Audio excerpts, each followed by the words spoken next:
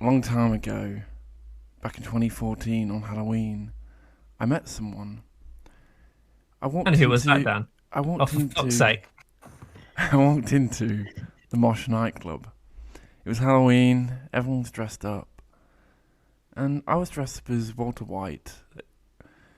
Breaking Bad had just finished, Ooh, so ooh, I know where this is going. I know where this is going. calm down, calm down. I went down to the bottom floor where they used to play metal in that nightclub. Now they don't. That is Uh, that is that is a horror scene. that That is is, it. yeah, it's fripping terrifying. As I was getting my drinks, I turned round from the bar to see a person dressed as Sasuke from Naruto. I went over to them, said hi. I can't remember what else was said. I was pissed. Um, but yeah. And then a week later, I re-met this person, and they turned around to me and was like, "Hey, it's you. You were dressed as Walter White." And I was like, "Who the fuck are you?" And then this person went, "I was the guy who was dressed as Sasuke on Halloween." And that's how I met Brandon, guys. Yep, and that's how you met me. Ah! Get it? Yeah, I literally can't believe that. That's literally how we met. It's just because I was cosplaying in a nightclub and I just stumbled across you. Well, I wouldn't say stumbled. Like, you just saw the cosplayer in the nightclub. He's like, I must talk. Well, Sasuke have I got a similar spooky story for you? One Halloween, I also went clubbing uptown. Also dressed as Walter White, in the full hazmat suit and everything. Mm. I had a little bag full of blue sugar, which was basically crystal meth. And I tell you what, on a dark, lonely road, after the club had closed, absolutely nothing happened. There was no incidents, and I woke up fine the next morning. The end. Nice. Oh wait, that wasn't scary, was it? No, it just Shit. sounds like a normal night out. Yeah, it was. And that's the spooky part, because it's normally something happens, and it didn't. Ooh. I'm not very good at this. I No. was gonna say, I don't think I've necessarily had any spooky meetups apart from somehow magically meeting Dan. I think that's really about it. Not, I not think the only nothing... spooky times I have in Mosh is whenever I have to use the toilet. And Yeah. No, that does remind me. The spooky time I had is I think it was after a gig, and this obviously toilets in nightclubs aren't necessarily the best place to go, but it's just you just had a guy in the corner just piss in the corner, and normally if you're a middle class person or if you're from a religious family, you'd think, oh my god, this is the most terrifying thing I've ever saw. But nope, where we are, it's just a common occurrence. that's So, yeah. Leicester, baby. Standard.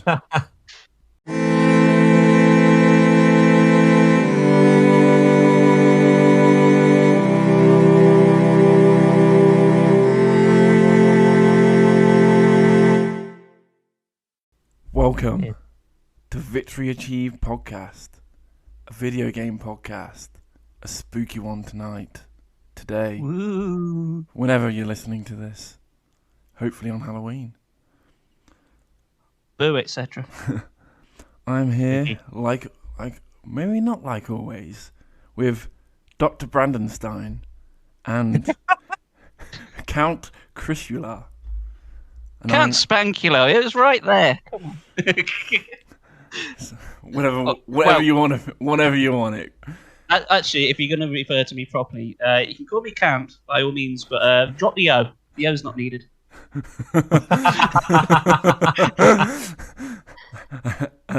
And as always, it's me, Danny Kruger. Yeah, I'm not calling you Danny Kruger. it's just us, just the boys. I literally thought about all those names today at work.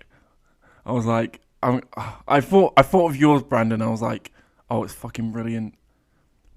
I Dr. was just trying to say, Brandenstein. when you thought of mine, I thought of from Overwatch, Junkenstein. Yeah. I thought that's literally the first thing that came to me. It's just like me and a lab coat just being mental. Just like Brandenstein. It's the fact it actually rhymes with Frankenstein. when it comes to hot games, like, what do you think about the horror aspects in like just a standard normal video game? Like there's a whole load of them, aren't there, guys? Yeah, I think the most common occurrence you tend to see in a lot of modern horror games is just mainly jump scares. I mean, Yep. you very rarely find games which actually, have a pretentious build up where you actually start to feel engrossed into it. Like, I think one of the best horror games which I've played, which not only just have brilliant jump scares but also just completely immerse you in it, is Amnesia. Like, I think Amnesia: The Dark Descent is, to this day, I would consider it probably like the horror classic. But I can't think of any other horror game I've played or anything which, matches Amnesia, and just in terms of I can only play it for an hour before I shit myself. Shitting bricks. Yeah. I think I can one up that, but only for my perspective. Sonic the Hedgehog don't count. Oh God, no! Not Sonic 06. No, no! Oh fuck! I thought we got over that. That was an episode ago. No. Similar vein. Although I don't think about it before now until you mentioned Amnesia, which is a fantastic game.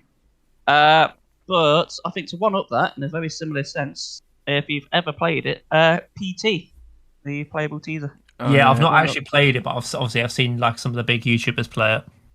I still have it on my hard drive because I downloaded it on day one and haven't touched my PS4. I like to update it on there, so I'm one of the very few people that still have it. And yeah, it is shit your pants scary. It does what Amnesia does, but in a far quicker time. Gets under your skin immediately, and it's such a simple thing. It's basically boils down to basically in the game you just go down a corridor, but there's like one short left turn, because you're getting haunted by this Lisa ghost. Every time you get to it, which you have to do, you're like, no, don't want to go around that corner. No, thank you. Every single time. Mm-hmm. It's horrific because you don't know if she's going to be there or not, and she moves so unsettlingly. It's that's probably the game that's given me the biggest shit your pants moment of any game I've ever played. What are you, Dan? I don't really play horror games. I think the one in recent years that's given me a weird vibe, and I when I played this section, the game is not a horror game. It's a section in a game that is horror, like it just had a whole of horror vibes. I played it like 1 a.m. I think I was the only one in the house at the time, so yeah. And I was just like, I'm going bed after this in a sec because I'm a bit weirded out. It is the secret lab in Undertale. Really? There? Yeah, really? Yeah, it's just when all the monsters come out and they're all really fucked up from all the experiments, and it's just a bit like. Yeah. I think it's because I played it in the middle of the night. I think if I played it pitch bright in the day, I wouldn't have cared. It was only that, and I was just like, this isn't really meant to be scary, but for some reason it's really hitting me. Yeah. Right.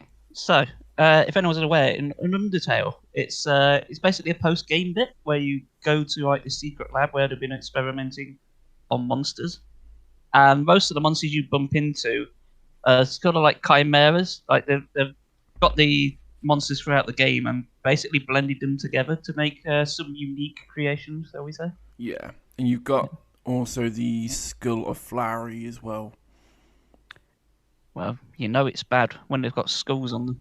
Yeah, the skull of the main antagonist of the game is like there as well. Right, I've got an issue I want to raise. Nothing to do with Undertale, right? So, you know how to say like spooky stuff comes out at midnight? Yeah. Mm-hmm. Well, what if the monster's on a plane and they're going through time zones? Well, it could be like 12 o'clock and then suddenly it's 11 o'clock when they're flying over the ocean.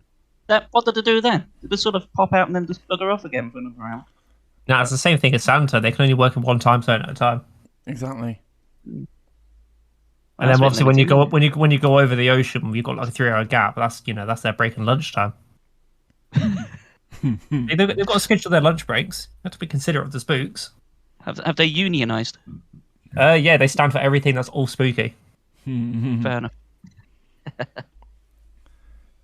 No, I think like when it comes to like a horror video game, I think it's probably we've spoken about it many episodes ago, but Silent Hill 2, like that game is just fucking amazing. As a horror game, also as a psychological horror as well, and because as you play as James Sunderland, he's just a despicable, horrible person who initially seems like he's all right, and then as you get to know him, And you're like, spoilers, he still is at the end. oh yeah, He's perfectly fine. But like Yes. that game, like it's all like pitch black in all the corridors and all the weird little things that happen, and obviously fucking Pyramid Head. Like there's a bit where you turn a fucking corner, he's just there, and you're like, oh fuck, and yeah, even just the weird things Pyramid Head fucking does in that game, which obviously is to is in relation to James Sunderland as a character. Like there is the bit where he walks in on Pyramid Head having sex. Lovely. Yep, which is to like talking about that's like to represent James and his wife. It's typical, isn't it? In Silent Hill, there's so many locked doors and jammed doors. But the one that should be jammed because Yeah. someone's getting it on, no, that door's wide open. Yeah, What the light? we also got like there's a bit where doesn't he hide, and yeah, he hides, and then like Pyramid Head comes in and as well, and yeah. Aye. Yeah. So you know a game like Silent Hill 2 has become so iconic because even to now, if you get any sort of psychological horror game, the first thing that people compare it to is Silent Hill 2. Yeah, I'm not surprised. Yeah. Mm. So yes, well, I was also thinking about spooky games for Halloween and stuff, and yeah, I want to talk about Silent Hill 2 as well. Basically, because it's a really good game, and I didn't want to repeat myself by just talking about Resident Evil all the time. I think I've tooted that horn a bit too much. So it's Silent Hill's turn. Have you guys played all of them? No. Not played any of them. Silent Hill Can't 2 is play the only any. one I know. Okay. Well, I would still highly recommend the first Silent Hill. It's quite dated now, but it's still perfectly playable if you can get on with like the original Resident Evil, that kind of play style, because it controls very similarly. But the story is great. It doesn't really tie into Silent Hill 2 at all. It's only when Silent Hill 3 comes around that it sort of links back to Silent Hill 1. Wait, So no, you're wrong, Chris. There, all the Silent Hills are linked. They're all controlled by the dog. the dog, you're right. I'm so wrong. Yes, anyone that doesn't know, the dog is well, there's two really. There's a dog ending, and slash like a UFO ending in like every Silent Hill, which is basically the joke ending. Yeah. But at the end of Silent Hill 2, there's an iconic one where the joke ending is you bump into like this dog that randomly appears near the beginning of the game, and it turns like he's like the puppet master. He's sitting like behind the controls. He's controlling all the Silent Hill. And James is like, "Oh, it was you all along." And then a delightful little city plays, which is made up of nothing but dog barks, Funny enough, and it's great. there's I don't know how old the game is, but there's a VR game called Duck Season. I don't know if you know about it. No. I think I do. Yeah.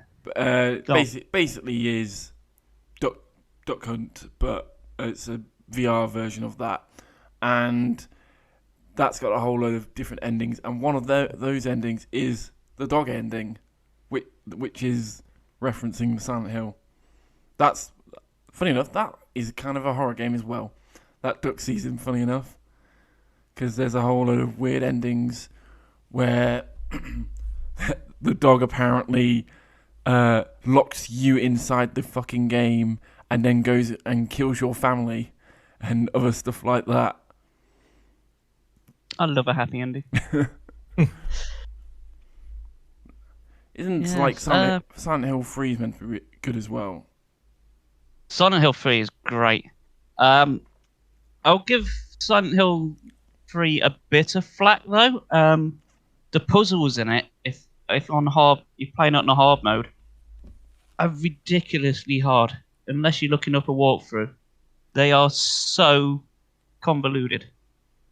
Like, I'll take for example, I think everyone who played it knows what I'm going to talk about. And it's pretty much like one of the first puzzles in the game. There's one called the Shakespeare puzzle, and basically you have to. Let me see if I can remember this correctly.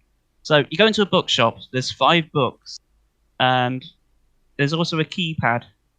Now, in order to punch the correct numbers into the keypad, you have to know what the Shakespeare books are, because the game never tells you. You just have to know what Hamlet and King Lear are.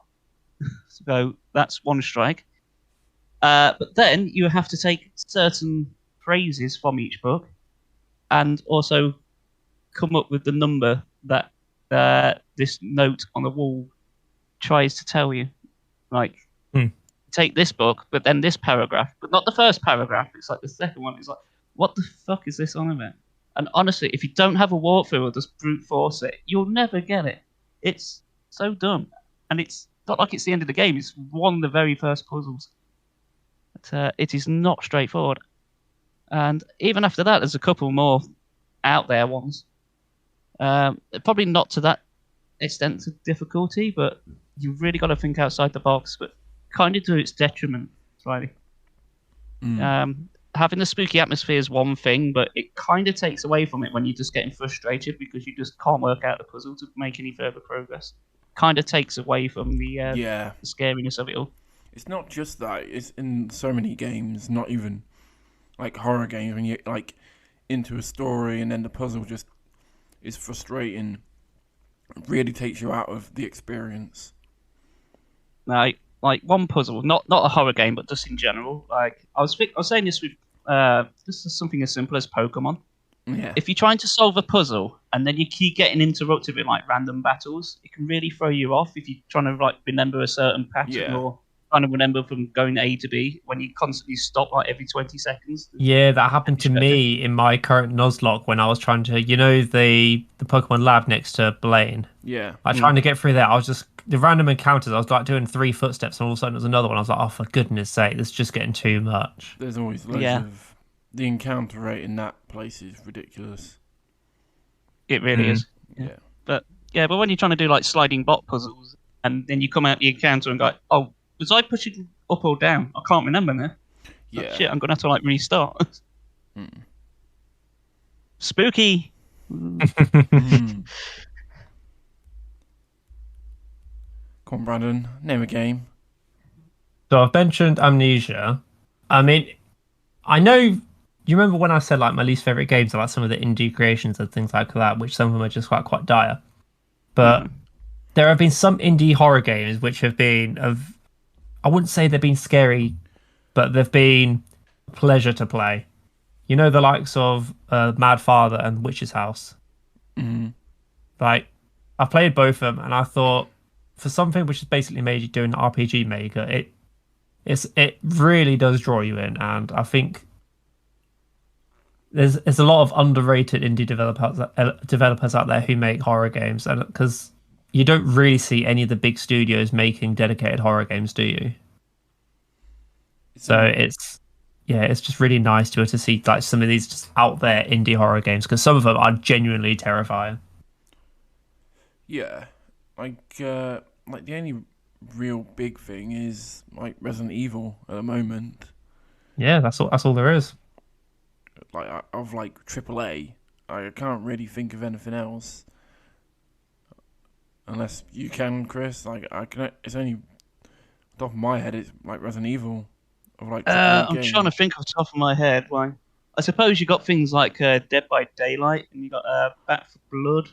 Like they're 2 of the newer ones that have been out. But A lot of my friends play Dead by Daylight. It's not personally my thing, but I do quite enjoy watching, only if I'm in the same room, not on Twitch, and that's what's really weird. I really enjoy watching someone who's next to me play Dead by Daylight, but I do not want to watch Dead by Daylight on Twitch.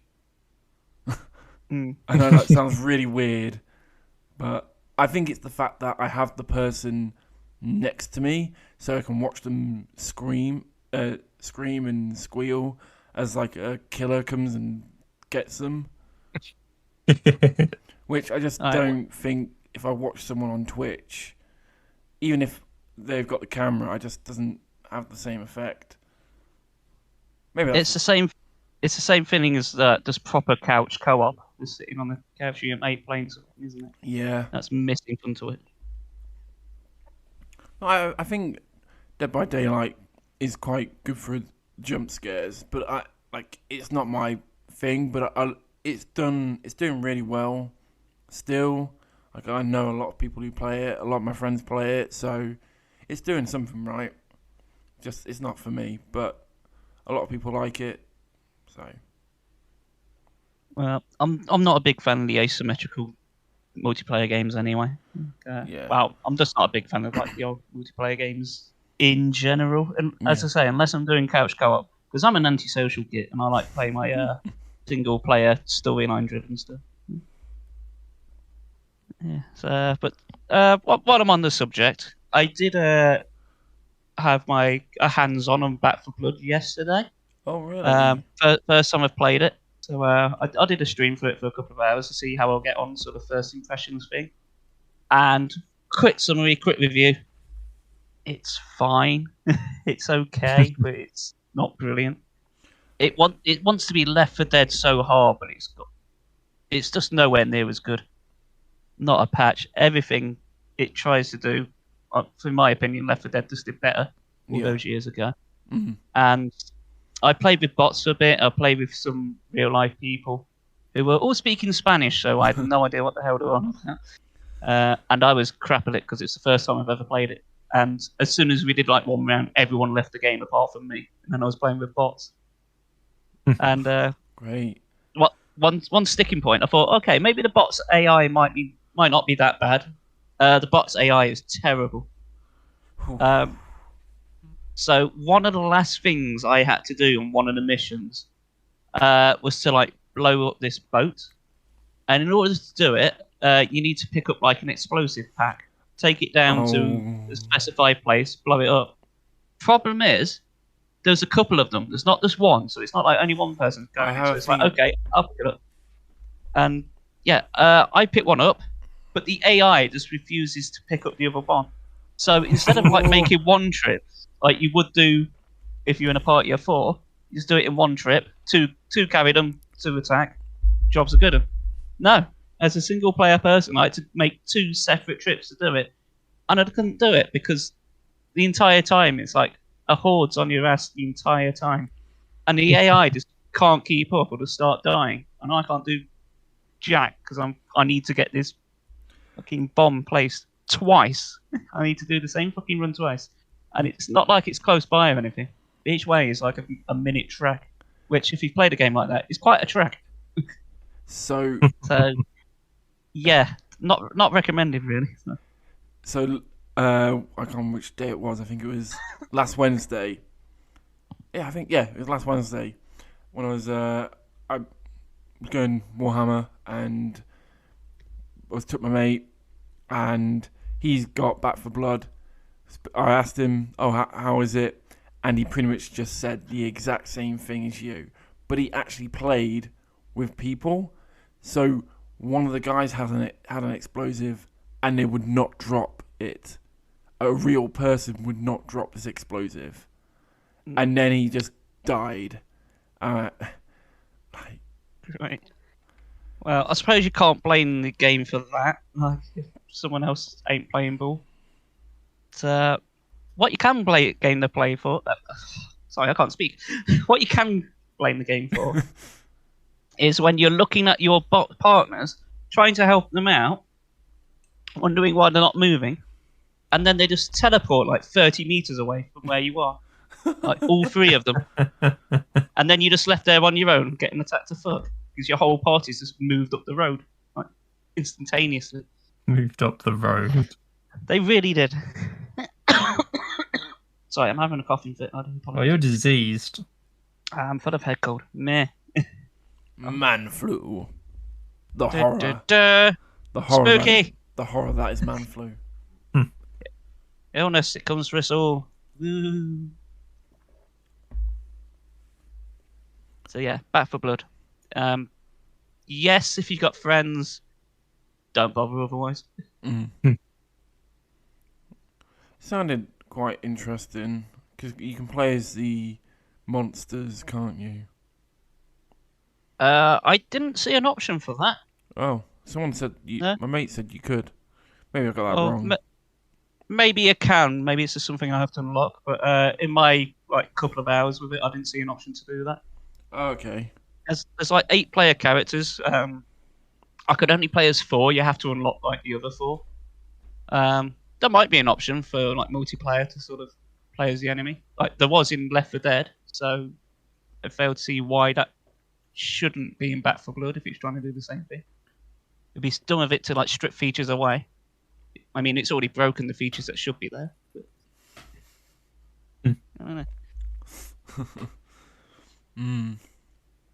I was trying to think of other really cool, interesting horror games that I've played. Well, So I've mentioned the indies. I mentioned Amnesia. I can tell. Like, you remember when the first Bioshock came out? It had a bit I've of a actually horror. played any of them. The first one had. I think they tried to do a bit of a horror feel. It kind of didn't really work, but there were these small moments where they would. The one I can massively remember is where you walk into. I can't remember what area it is in the game, but you walk into this area, and there's like a massive pool of water on your left, and then you got like these furnaces for dead bodies, and then you walk through the water, and there's a shadow at the end, and you're like, oh, there's someone there, and then you get there, they're gone, and then you come back, and then they go, ah, and you're like, oh shit, and you shoot them and kill them, whatever. But that I remember the first time I got to that bit, it gave me a jump scare, and I was like, whoa. But I don't know, like there's always like little weird bits in loads of games, like the fucking Re-Dead in Zelda, especially Wind Waker. They freaked me out when they screamed. Like although like they're more horror looking in like Ocarina or Majora, they're in Majora, I think, or even Twilight. In Ocarina, the scream. It doesn't matter that it's that cartoony. That scream, fucking hell. Yeah, I think it was the scream. Like as a kid, I think it's just that shrill. Like I don't even want to make it because I know my voice will break. I know what you mean. Grab your balls, Brandon. There you go. No, I can't do it. But like, I think it's also like that cartoonish animation really brings out the horror aspect of the Re-Dead in Wind Waker, which is really weird but really interesting to see that. Whereas like the face just doesn't change in like Ocarina. It's just like, oh, it's yeah. But in Wind Waker, they bring so much emotion, not emotion, but I don't know what word. So much attitude. Animation. Right. Attitude. I don't know what word I'm trying to think of, but to the Expressionism. Yeah, that word. To the Re-Dead in Wind Waker. Not that I think. Go. Not that I think Wind Waker is like scary at all at any point. It's the only scary like is the scream of the Re-Dead in Wind Waker. Wind Waker is not scary in the slightest. No, I think what adds to the Re-Dead is not so much the scream, it's the fact that you cannot control your character for like a few seconds when it happens. And I think that can instill some panic in players when they're like, why can't I move? what the fuck? Help! This thing's like really in my face, and I can't move away from it. And I start to panic. I think that adds to the dread somewhat. But while I'm on the subject, I can think of a couple. But are there any like scary moments in non-scary games that have got under your skin? Like you just mentioned BioShock. Not generally a scary game, but it does have some moments. Like even BioShock Infinite's got one bit where you and it's like much later in the game where you like retrieve a key and turn around, and there's an enemy like right in your face. Yeah. It's like a very effective jump scare. It's the one, I know exactly which enemy, where it's got like the trumpet kind of ears, doesn't it? Is it the Boys of Silence? Yes. Is that the name? Yeah, I Yeah, think they're like unsettling anyway, but it really is like right in your face. Yeah, I remember that bit. And it catches everyone off guard because up until then, it's not been a scary game at all. You've had nothing like that. Then all of a sudden, you just bang. Shit, what the fuck? You know, I guess we'll talk about it in a lot more detail next episode, actually. But the when you're playing Metroid Dread and the enemy grabs you, you're like, fuck, no, I want to get away, and you're just trying to get away, and then just get killed, and you're like, oh, that was great. Yes. Well, we'll hold off our thoughts onto Metroid Dread for now because I haven't actually finished it yet. I've got so close. I've got to the point where I just like need to get like 100% of the items and then finish the game, or what I'm led to believe is like the end game. But I've not played it for a few days, so I've not had time to get around to it. Neither. So but I'm spoiler. I am enjoying it. On a Metroid level or whatever. The bit in Metroid, I don't know what words, in Metroid Prime, when in the what's it, Panama Drifts, I can't remember the name of don't know how to say it, but in the ice, the snow line. Yeah, the bit where you go into the space pirate, it's not space pirate, the kind of like lab bit, and it's all pitch black. And you have to use your thermal visor to go through. Like if you turn it off, it's just you cannot see anything, and you just got all these space pirates just attacking you, and you're like, "Fuck." Yes, I've not played Metroid for so long. Like the Prime series, I really need to replay them. I can barely remember that bit. I remember the area. I just don't remember that part at all. Yeah, that's one to replay. Another spooky bit I was thinking of. Fallout 3. There's a place called the Dunwich Building you can go to, which, unlike the rest of the game, has a lot of spooky elements to it. There's like a door. There's a part. So it's just like any other office building at first glance, but there's a few bits like your screen will start to flicker. There's a couple of doors that sort of like shut on their own and open on their own. And finally, when you get to the basement of it, it starts to open up into more of a cavern system. And right smack bang there in the middle is like this pillar of skulls, like this tower. Lovely. And it just screams of a H.P. Lovecraft horror. And it can really catch you off guard if you're not expecting it. Is there any quests here, or is it just...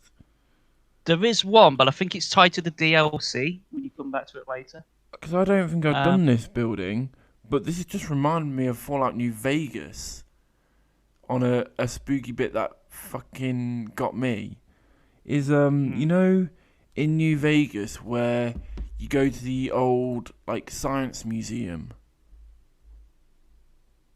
Vaguely.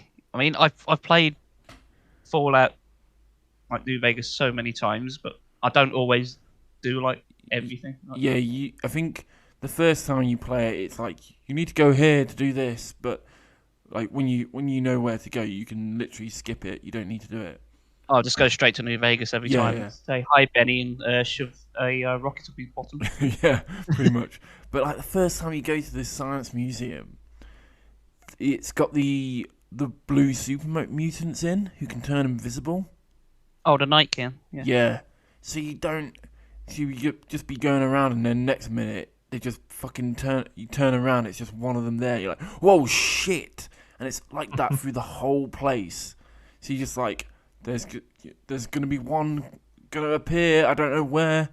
I'm never prepared. No matter how many times I've done it, I'm never prepared because you just don't know when they're gonna appear. Right. I have a vaguely humorous story about that area.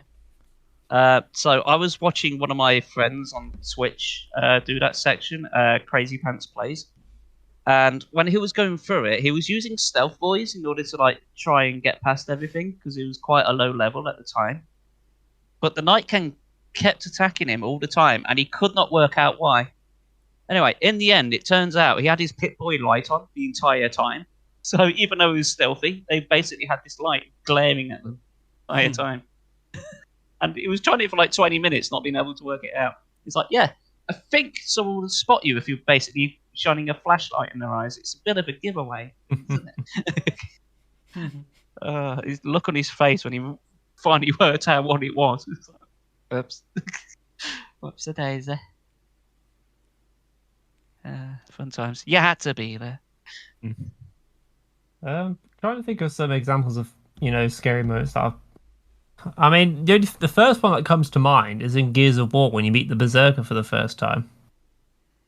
Oh yeah, because it's like something. Because up until then, everything you've been able to, like, you've just be able to shoot and kill it, and then when you come into the Berserker, it's like immune to everything. Yeah, like you just can't do anything, and the fact that it screams and charges and can like one shot you if you're not careful. Yeah, but that's literally the first example which pops into my mind. Oh gosh, I'm gonna really need to think about other scary moments. Yeah, I mean, it's not. Aside It's from not like very jump often it scares, happens. Yeah, aside from like random jump scares, like for example in Bloodborne, when you go down, you got that long alleyway with the guys with the torches. Yeah. Mm-hmm. And there's that side bit where you see an item, you go to it, Yes. and the guy around the corner just twats you. Yeah. That I've shit myself so many times there. I know it's there, but it just keeps getting me. Like they're probably the most common, bits that just it's usually bits which just catch you off guard, which it's not scary as such. Like it's not really a game which I've played, but I feel like I'm intimidated by it. Well, here's one that might get you thinking. Mario 64, the Boo's Haunted Mansion, the piano. Yeah. I mean, as a kid playing that, oh my god. Yeah. So in the Boo's Haunted Mansion, like obviously it's got ghosts in it, but they by themselves aren't scary. But there's a part where you go up to the piano, and it just comes to life, and the lid starts flapping and tries biting you. Oh, And it just comes the fuck out of nowhere. Oh. And I think that's shit up many a pant. Many 3-year-olds. Yeah. I don't think there's been any other. I because it's such a rare occurrence. It's sort of really difficult to be able to, pinpoint them.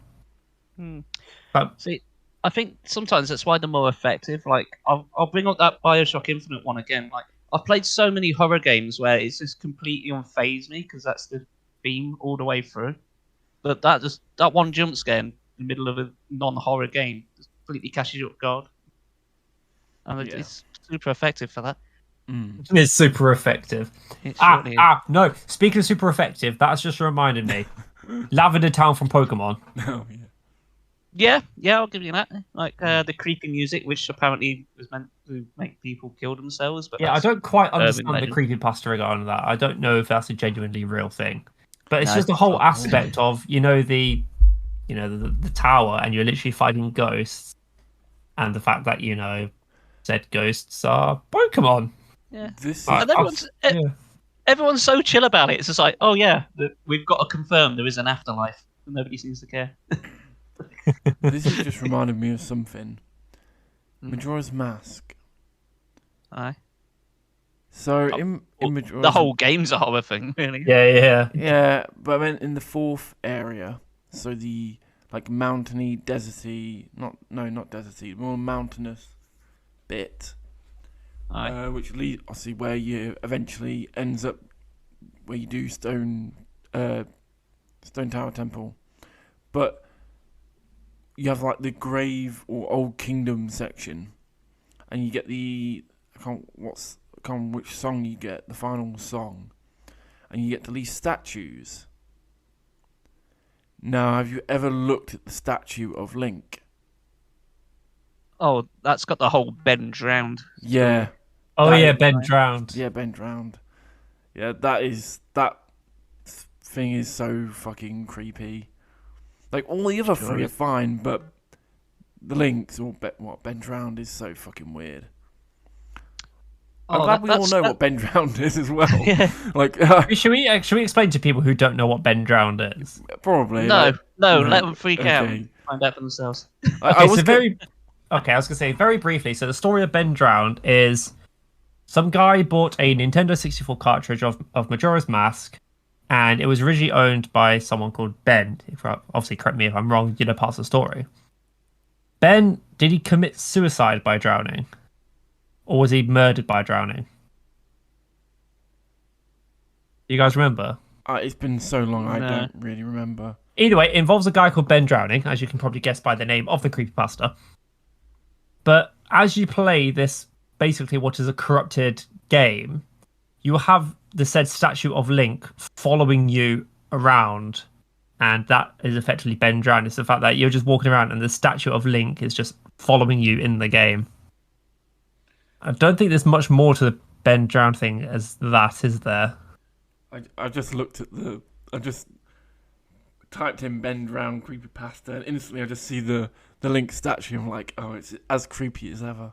Oh, the artwork is amazing. I've just seen some like fan art of it. It looks sick. See, this is something that's going to get lost in the new digital age. I mean, how the hell is a ghost of a drowned person meant to haunt a digital download? It's not something tangible, is it? That's just basically what a virus is.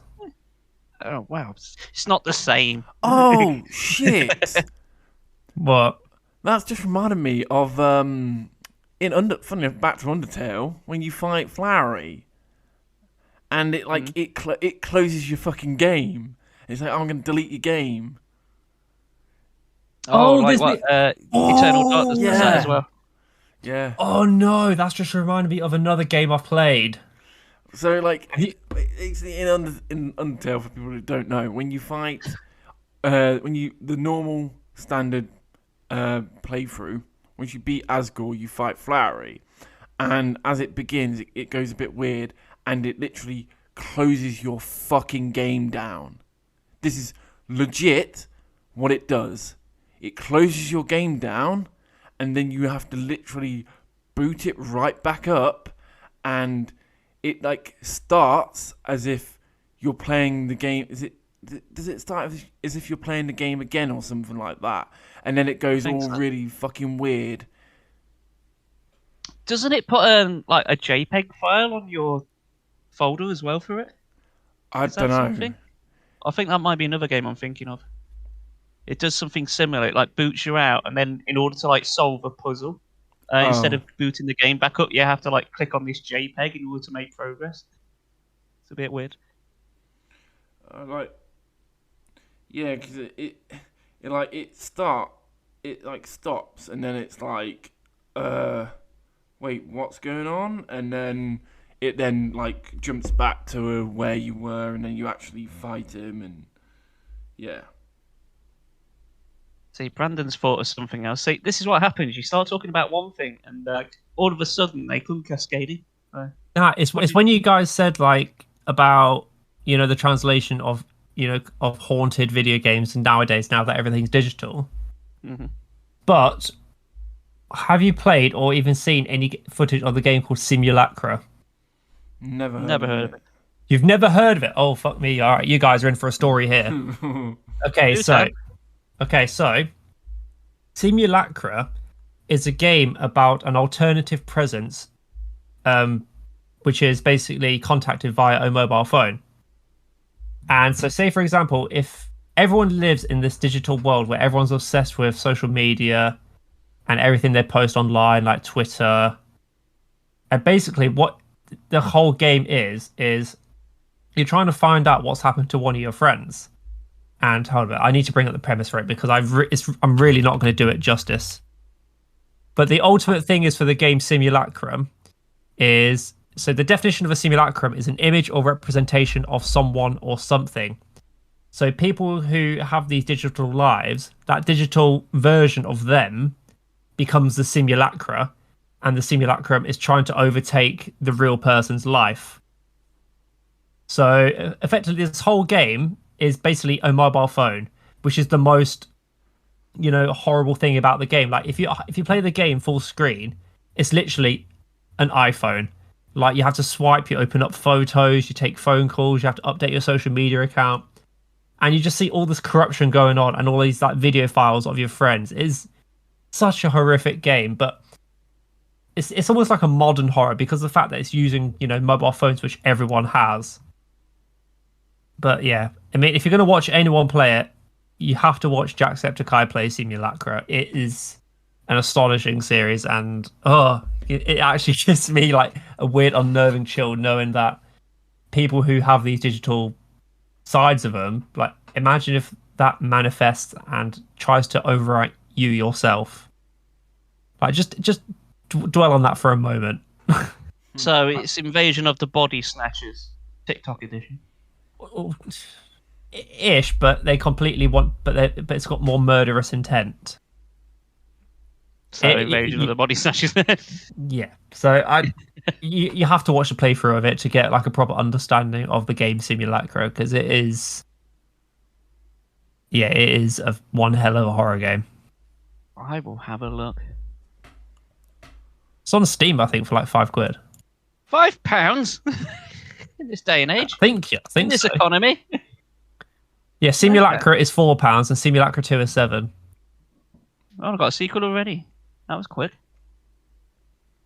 But yeah, so I mean, let me just right. I'm just gonna see if I can go on and see if I can actually get like a better description of Simulacra, but it doesn't really. Well, while you quickly do that, there's one more like sort of semi-spooky thing I can think of, and it's Ocarina of Time again. And you know the bits where you do the side quest with the gold scatullas Yeah. to lift the curse. Yeah. Well, not the gold scatullas themselves, but the family that have been transformed into like half spiders. Get out. Get rid of those. No, thank you. I don't want that. I like spiders. I can put up with people. I don't want them combined. Yeah, I think the Skulltulas in Ocarina of Time, that house. Yeah, that was quite an experience as a kid. And it's quite a nice little village they've got. They've got a windmill and everything, and everyone's happy and lucky. And a fucking graveyard with redeads in it. Okay, yeah, they've got that. They've got like monsters down in the well, but apart from that, it's quite a nice place. I hear the rent's cheap there. I can't think wonder why. Okay, so I've just opened it up on Steam. So this is the description about Simulacra.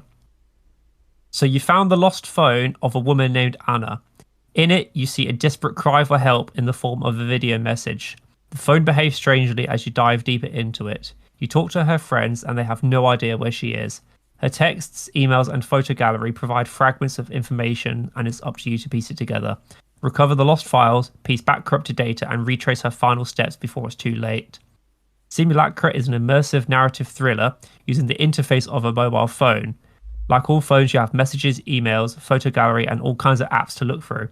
With a strong focus of realism, the game's characters are played by live actors and shot at real locations. Dive into Anna's life as you look through her private photos, go through her dating app, or her personal video logs. But yeah, one of the most horrifying things about this game is all the time your phone has, a background screen, so you can see the girl Anna on the phone background. But the more you play it, the background starts to change. Like all of a sudden, like in the background picture, her eyes are closed and she's trying to look beautiful. But then at one point, you see her eyes are open and just directly looking at you. It's just unnerving things like that, or like static on the phone as well and flickering. It's that. So Anna drowned. It's like the same equivalent. She haunted a mobile phone. You can sort of think about it like that, I guess. Yeah. Well, here's my take on it. What I'm thinking: if you find a stranger's phone and start going through their things and all their private stuff, you deserve whatever happens to you. That's Yeah. just not on. Creep. There you go. There you go. It's creepy. Woo. Spoopy. Ah dear. Right. Well, there's some great examples of spooky things in non-spooky games. But what do you want to discuss now? Spooky films? There is maybe one final spooky game I feel should just be mentioned. Because this spooky game, this horror game, has been through the works in the past 2 years, and this game is called Devotion. Okay, I know nothing of this. Go ahead. Neither do I. I'm googling it as we speak. So this game was taken off Steam 2 years ago due to political controversies, and is now finally back on sale. So if you go on to Red Candle Games website, you can now finally buy this game again. This horror game is kind of about like cults, and it's like a first-person horror game. It's about cults. What did you just call me? No. It's kind of it's very influenced by, I guess, certain Asian cultures in some ways, but it has this really interesting horror story that it tells. That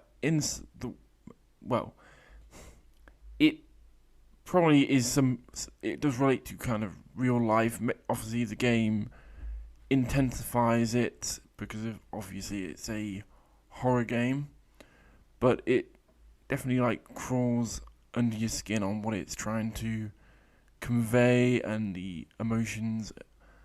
But the fact that you can now finally buy it again, this is a game that needs to be. I felt needed to be mentioned at least. You can the game they made before is still on. Has always been on Steam, which is Detention. So, but yeah, Devotion's meant to be not meant to be. It's a very good game, a very good horror game, and it's now finally buyable again on PC. Is that just on Steam or is it GOG or anything else? It's not on Steam. It was originally on Steam, but it got taken off Steam. So if you want to buy it, you have to go onto the studio's website to buy it. You could probably import it back onto Steam once you bought it, maybe, but you do have to buy it from their website, and I'm sure it'll be like, here you go, here's the download link, or whatever it is. Okay then. But I should have a look at that in a bit. Yeah. I guess, shall we talk about some horror media, guys? Sure. Where would you like to make a start? Let's talk. I'm not the best in horror films. I've probably only seen a couple, so I don't mind if we talk about some horror films. But I've only seen one, or that I can actually remember, which was all right. The first half was great. The second half was okay, and that film was Us. Never heard of it. Oh, I've seen that. Yeah. That was a disappointment. The first half was kind of cool, where it did like a home invasion. Then it just, yeah. Yeah, it really does, doesn't it? It just, yes. It sets up, it has a really good setup, and you think, oh, this is intriguing. But the payoff is very underwhelming, and they never really explain how it comes to be. Yeah. You know what? Fuck it. Spoilers. It's been out for a while. So the basic premise of this is a family go on vacation, and then they all 5 of them have doppelgangers. Is it 5 of them or 4 of them? It's just the whole family. Yeah, I can't remember how many of if it's 4 or 5 of them. It might be 4 of them actually, but the whole family has doppelgangers. But doppelgangers don't speak and they're all like weird. So like the little boy, his doppelganger has like a mask over him. I can't remember what the dad what his doppelganger looks really different as well. But it gets revealed that it's not just this family that have the main family that have doppelgangers. A whole load of people in the town have doppelgangers. Like there's another family that they're friends with, and their doppelgangers come over to their house and murder the fuck out of them, and then they're trying to murder the main family, and it like on those bits it's really fun, and like especially the home invasion bit, I remember sitting in my seat in the cinema and like just grabbing the arms of my chair. I was like, fucking hell, what? I'm so fucking freaked out right now. But then, yeah, the second half is... It really drops the ball. Yeah. So, what they try to do as an explanation is like everyone in the country's got like a sort of evil doppelganger as sort of like a governmental experiment, but they never explain how this came to be. As all these evil clones are like underground in some facility. So, for questions off the top of my head, where the hell did they get everyone's DNA from? How the hell did they keep this a secret? How did nobody know about this apart from like? There's like no other scientists or anyone in charge of this facility that ever makes an appearance. Yeah. It just sort of happens, and it's like, well, what the fuck? It's like, yeah. But I think what's most disappointing about it, in my book, is it comes from the same director as the guy who did Get Out. Get Out, yeah, and Jordan Peele. that is good. That is very good. I've been told it is, yeah. Yes, it is. That's well worth a watch. Mm. And so to follow up with that is massively disappointing, especially when it starts off like it's like interesting. It's like, oh yeah, I want to see what it's about. I want to see where it goes, and then you get a kind of explanation. It just feels like it's just either both rushed and pulled out of its arse at the same time. Even the final twist is a bit like, what? This makes no fucking sense. Yeah. So it's implied that everyone's an evil twin, but it turns out for the main character, the supposed evil twin is like the original copy of the person who got switched out at a fun fair at like a sort of House of Mirrors type deal. Yeah. It's, to be honest, it's a twist I saw coming a mile away when they sort of implied it. Yeah. So it's like an opening scene that explains that. Yeah. So it's like, yeah, I'm going to see where this is going. And then it just sort of ends. It's very disappointing. Yeah, all the doppelgangers are just holding hands, and it's just like, wait, what? What's going on? Yeah, they do this sort of theme about hands across America that's got running across it. Yeah. Which, of course, is meant to unite everyone. So the whole philosophy about it being evil twins sort of being released and joined across the country to be union. I don't fucking know. Yeah, it's something along those lines, but it just falls flat. Yeah. Yeah. Like I said, the home invasion section is probably the best bit. Yeah, that was definitely. when I was the scared the most. Mm-hmm. So, well, that was a kind of disappointing film for you. What about your, say, favorite horror film, Dan? Do you have one? Not really. I don't really watch horror films. That's my problem. Okay. I think you're gonna have the most knowledge out of probably more than me. Well, I've only watched... recently seen a few horror films. I think it's mainly been since I've been on the train commuting to and from work, is I've watched a few of the Stephen King films. Okay. Okay. So I've seen Cujo, I've seen Pet Sematary, I've seen the original It, I've seen the It Chapter 1 and 2. Not Shining. Yes, I've seen The Shining. Okay. So Shining. Shh, you want to get sued? I don't get it. Simpsons reference. Yeah. Okay. What other horror things have I seen? I've seen a couple of the cult classics like The Exorcist. I've seen Friday 13th. I've seen Jeepers Creepers. Obviously seen Saw. Classics from the sounds of it. Yeah, so I've tried to see like some of the classics. But I mean, if I think I've seen Insidious. Like I've not seen Insidious. I'm still missing the modern ones like Insidious, Annabelle. All the ones sort of made post 2010. I've not really sort of gave them a go. But I'd possibly say one of my favorites is maybe, I don't know, one of the Stephen King ones I think I've seen. I'm not going to say it's The Shining, because The Shining, it's not scary. Like, speaking to my parents, like my mum said that when she went to watch The Shining in cinemas back in the day, she felt so uncomfortable. She really, really disliked it. But when I went to watch The Shining, I was like, oh, is that it? I didn't feel like the film did justice or anything. I mean, considering it, when it was dated. But I mean, if you look at other horror films which came out, in a similar sort of time period, such as The Exorcist. Yeah, in my book, The Exorcist is a far better film.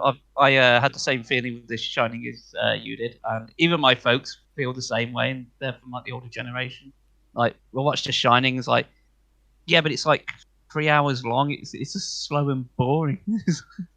And yeah, like even though like it's a very, very long build up, but even when it does build up, like it's not actually scary. Like it's just literally just one guy steadily becoming psychopathic. That's literally it. Yeah. Like there's no real sort of real horror with it. It's just just one guy just slowly going psychopathic. I suppose though, with us in sort of hindsight, maybe it would have been more shocking had we seen it fresh. I mean, Yeah. because we've seen all the parodies. We've seen the all work and no place, and it's Jackable Boy. We've seen the Here's Johnny bits. Like, if we'd never seen that before, I was gonna say, like, even when I saw the Here's Johnny, like all this time, I did not associate it with The Shining until I bloody watched it. Yeah, it's like one of the most iconic movie scenes ever. Yeah. Yeah, I never knew it was The Shining. I just thought it was just a meme. Well, it kind of was in its own way before memes were a thing. Yeah. Yeah. I mean, I'm the same with a lot of these older horror films. Like, yeah, I get that they're good. They hold a place in history. They are.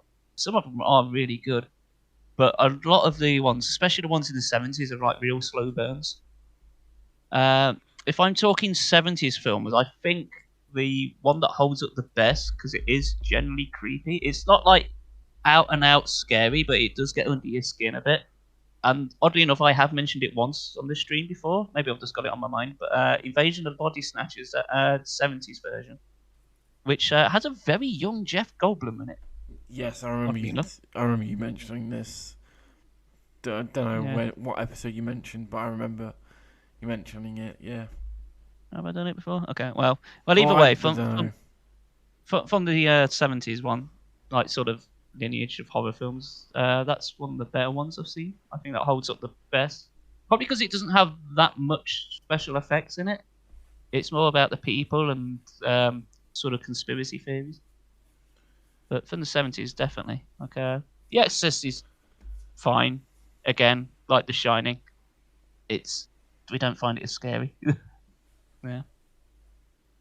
I'm just on Rotten Tomatoes looking at the top, sort of scary films.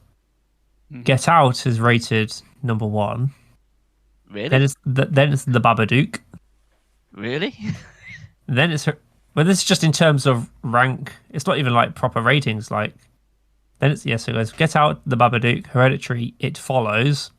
Really? I'm just gonna say really to everything. It's like, what? No. let the right one in, and then this is Yeah. going to surprise you. The 1932 film Freaks, I can't comment on that. I don't know. Night of the Living Dead, One Cut of the Dead, The Cabin in the Woods, The Witch, and then It. But it's not the original It, because obviously the original It was more of a comedy.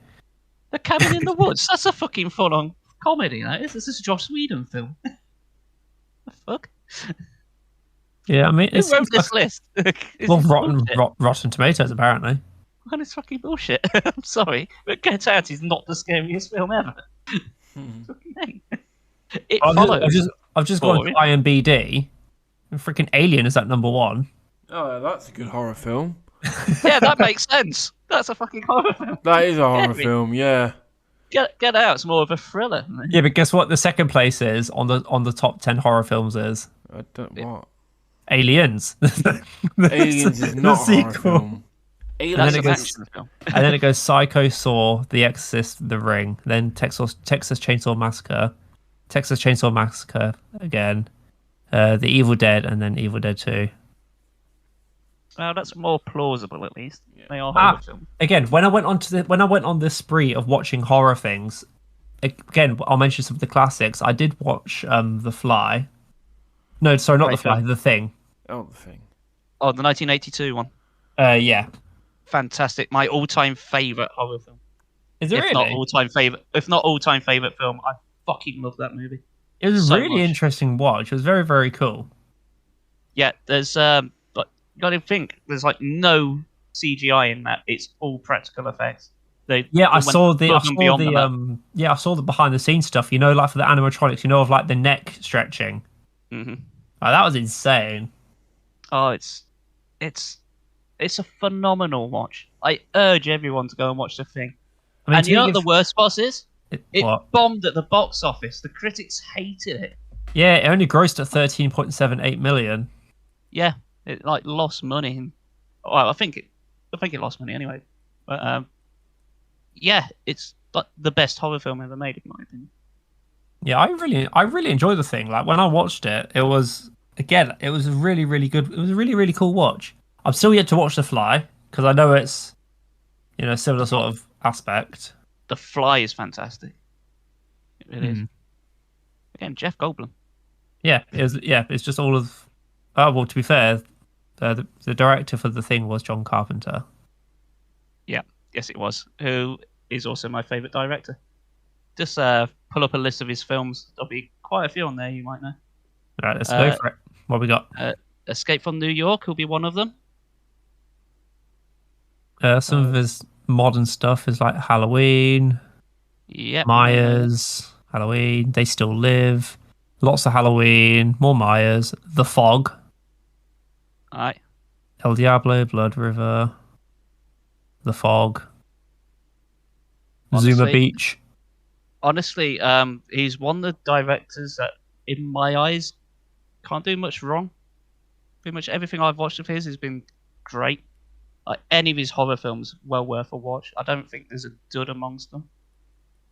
But that's just my opinion. But everything I've watched, I've found massively entertaining. And because he's a composer as well, like he does like most of the soundtracks of the films as well. They're all like sim stuff, and it just fits like to all of them. They are amazing. Yeah. I can think of some other horror films which I stumbled across. Like as a kid when you first get access to like a skybox and you want to prove to your friends that you're an adult now. So you watch some of the horror things, and then obviously because you've seen said horror films, you can't sleep properly at night.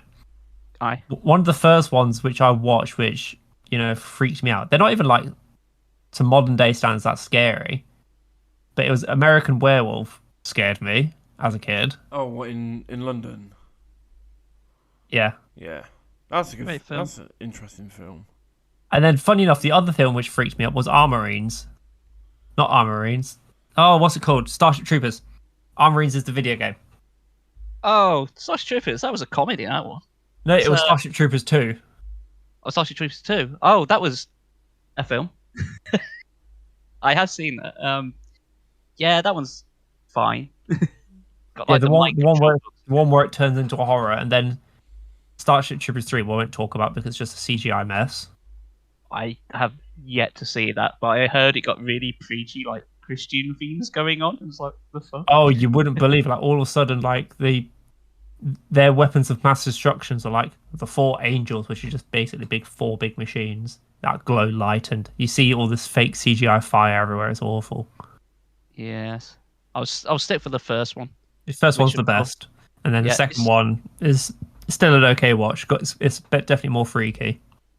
Well, the Starship Troopers is, if you're unaware, is directed by the same person who directed RoboCop.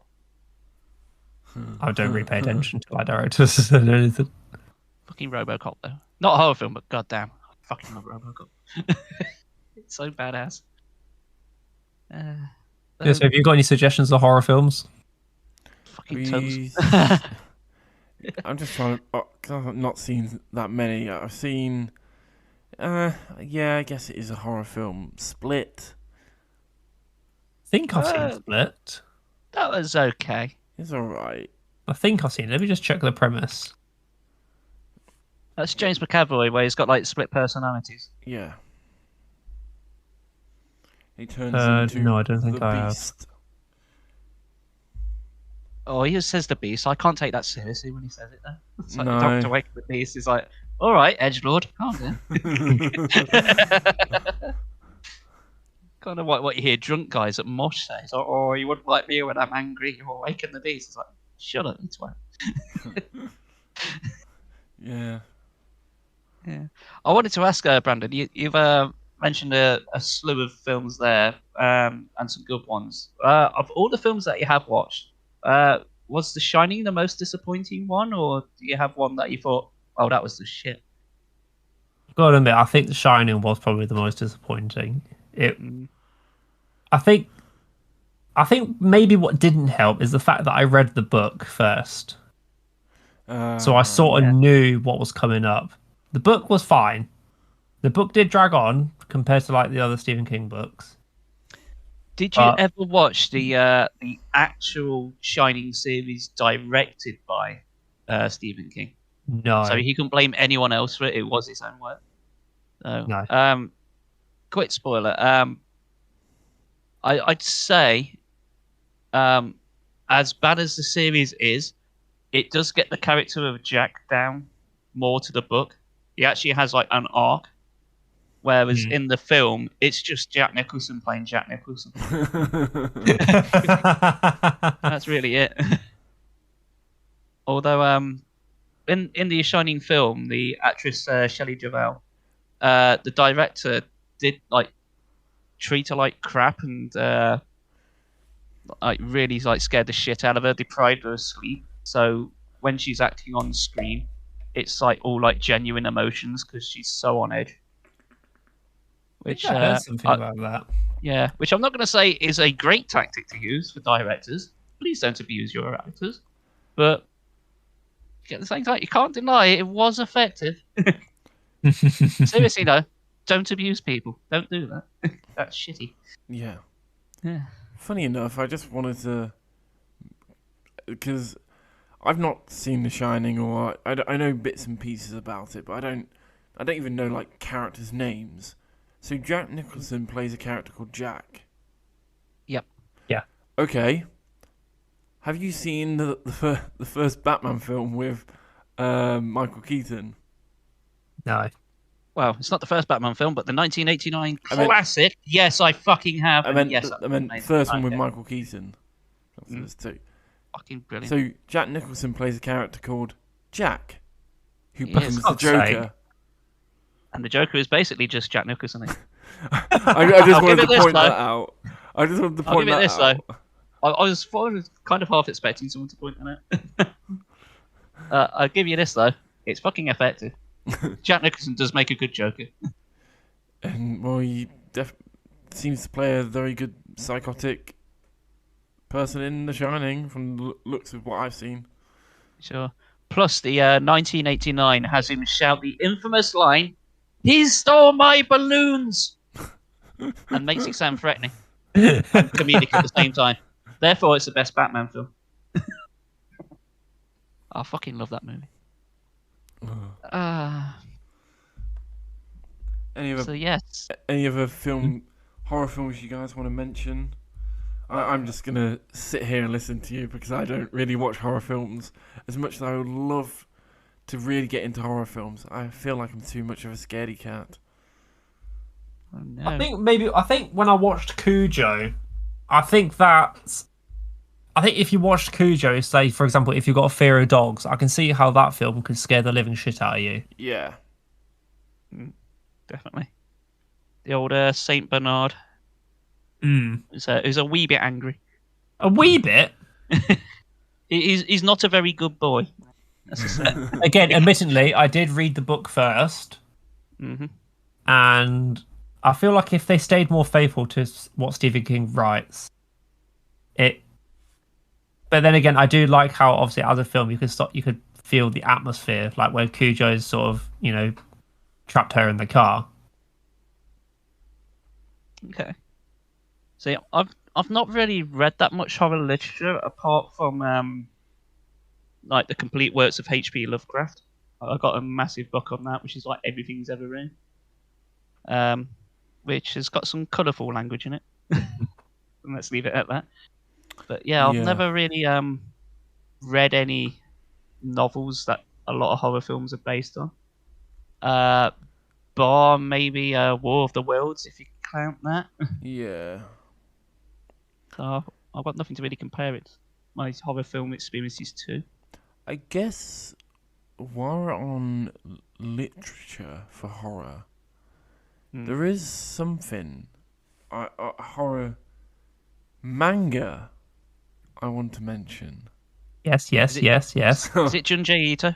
No, but please! I need to read his stuff. but for Fucking Junji great. Ito is a fantastic horror Japanese manga. Stephen King. Yeah. Yep. But this manga is called A Trail of Blood. I have not heard of that one. Neither have I. A Trail of Blood is about a family, most importantly, a mother and her son, and the premise is they go off on a family holiday, the boy's family, and then he goes with his cousins, and him and his cousin are really close, and they go off adventuring in the wilderness because they're in the Japanese forest. Something like that. I don't know exactly where it is. I can't remember. And as they're going off adventuring one day, the main character, his mum appears, and she pushes his cousin off a cliff. Well, that's just rude. And it's like this weird kind of thing where he knows that it's wrong, but then the way it's drawn, he feels like he can't just alter either, because this weird obsession and I guess pull to not it's really weird, why you can't just be it's like your mum did that, you'd be like, well, I don't know how I feel about this, and it's a lot of the horror is the when you read it is the faces of a lot of the characters, where it has this strange undertone where you're like, oh, I don't like the way this has been drawn. It's just, in anything else it'd be a normal face, but there's this strange horror aspect to this normal face that is really unsettling, and I don't like where this is going. I'm very interested to see where this is going, but it's making me feel very uncomfortable. It's got the whole uncanny valley thing going on. Yeah, and as the series goes on, for example, the cousin he doesn't die, but he eventually gets put into a coma, and eventually he does wake up. So it's interesting to see where that goes as well. But if you want a very interesting manga to read, there is that. Cool. What It's about still- yourself, Brendan? Have you had any horror manga? I've read a couple, but again, I wouldn't say they're specifically scary. I did read one called Happiness, which is basically loosely related to vampires, where this kid basically gets abducted with his female friend, and he basically, gets turned into this vampire-like thing where I can barely remember, segments of it, so I can't really say much. I then read another one called Shigehime, which the art style in it was very graphic. So it's on my Instagram. I've put a picture of it stuck on my Instagram because when I went for a phase of reading manga, I would just put a screenshot of a chapter from it.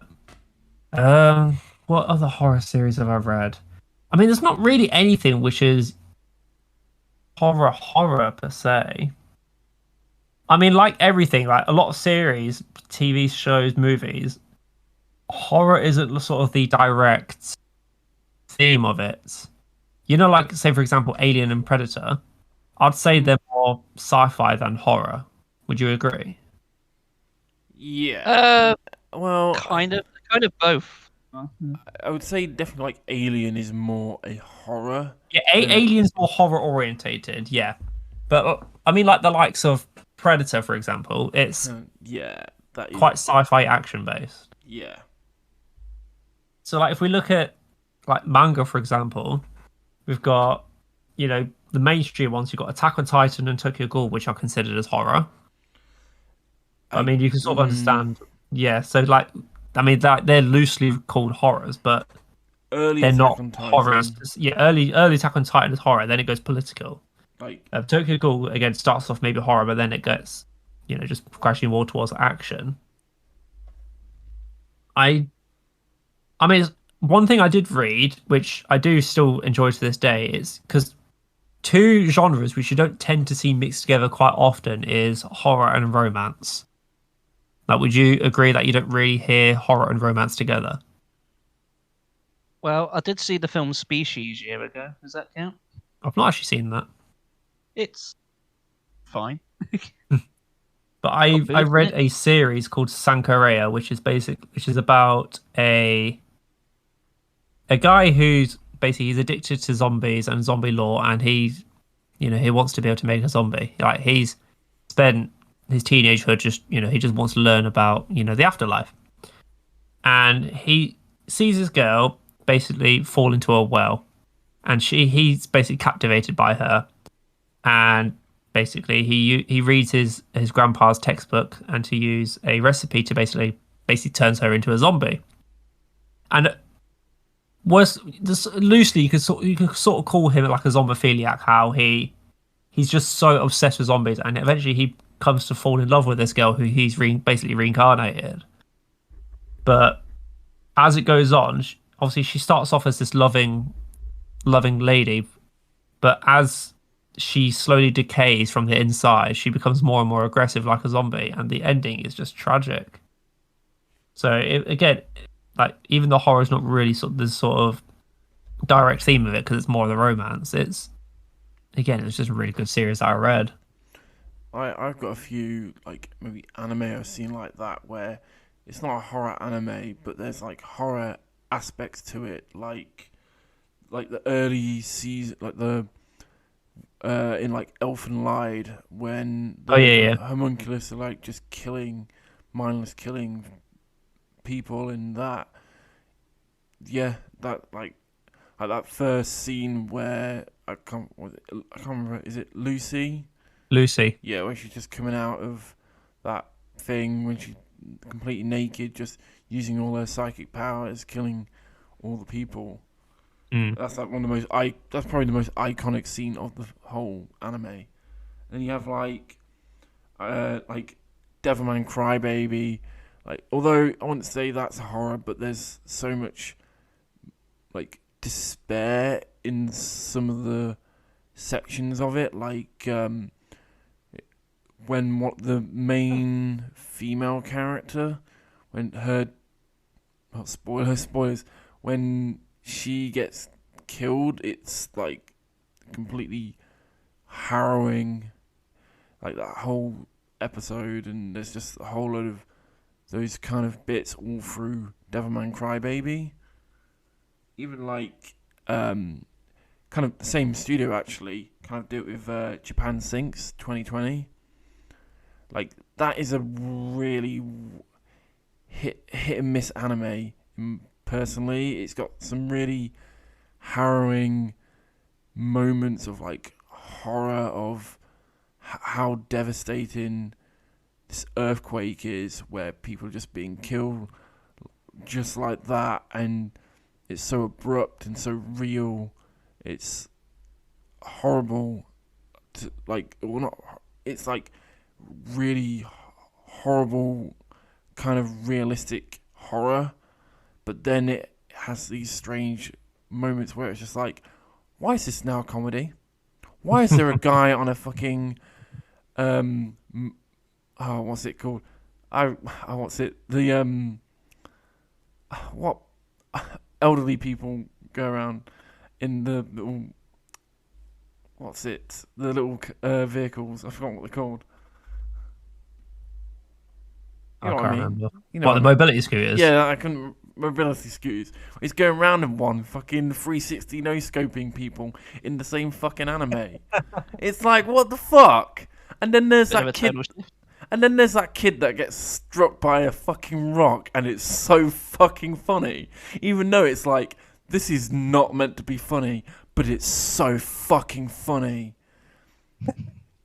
I like, this is really bad, me saying this. It's like a little fucking 8-year-old who gets struck by a fucking rock, but he just before he gets struck by a rock, he goes, "Mama!" And then it just goes, and it's so fucking funny. And it's like, I should not be laughing at this. Would you say that's so? What would you say is your favorite horror anime series? I don't fucking know. I don't think I've watched a whole load. I think if we're going anime, like right now, it'll probably be Devilman Crybaby, but I wouldn't really say that's that horror. That's a whole fucking roller coaster for an anime if you've ever watched one. Like that. I'll probably agree with you on that one. I have actually seen. Oh, you have? I actually have, yeah. One of the few I've seen. Oh, fucking hell. I was intrigued by it. But I would agree. It is quite harrowing, and I do recommend it. It's got some nasty things happen to people. Sometimes just come the fuck out of nowhere. Yeah, yeah, like there's a first episode. But it goes so much worse than that. But I don't want to spoil it. The only thing that took me out of it, and it was like seemed to be like, I know it's established as part of a character trait, but it just came the fuck out of nowhere. And afterwards, I thought, what the fuck was that? And there's one bit where one character does like a full-on freestyle rap, and it goes on for like 2 minutes solid. I was like, the fuck was that? Oh yeah.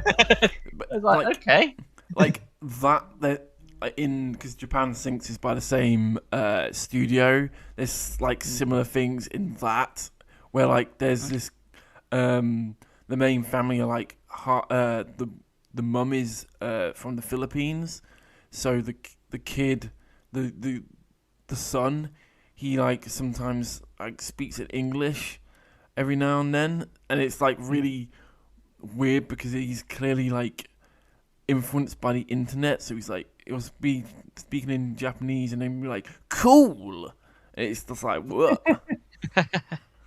But I've got used to it now because I work with a lot of foreign students. yeah, It used to, as a kid, it used to like really weird me out when you'd hear someone speaking a foreign language and then suddenly there's switch to speaking English, like for like just like for a word, for a name or something, and it's like, what? I understand that, but I sort of paid attention for half a second. there is a horror anime I know you've seen. I've yet to see it. I know you hate the second season with a burning passion. Oh, I know what you're going to say. Don't swear. Because season 2 came out this year, which is The Promised Neverland. Oh, wash your mouth out. You like the first season though, Oh, the first season was fantastic. but it has that's a horror anime, isn't it? Yeah. Yeah. So, Promised Neverland is, for anyone who doesn't know, it's about the world has now changed, and it's the main premise at this moment. It's about an orphanage of children who are insanely bright, who are basically getting reared in this orphanage for their brain, and these extra beings will eventually eat said brain. And it's about these kids basically, they want out of this orphanage, but they don't know how because the carer or the mother is, doing her job. She doesn't want these kids to escape because, she still wants her life, doesn't she? Yeah, so again, it was a really, really good series, but they just ruined it in the second series, how they just ended it with a PowerPoint rather than actually following the manga. Because effectively what they've done, Dan, I shit you not, they missed off a whole arc. Like, there's this whole arc about these extra, people who they encounter, and their whole backstory about how one of them is actually the queen. And it's just like, this is just, how have they missed this off?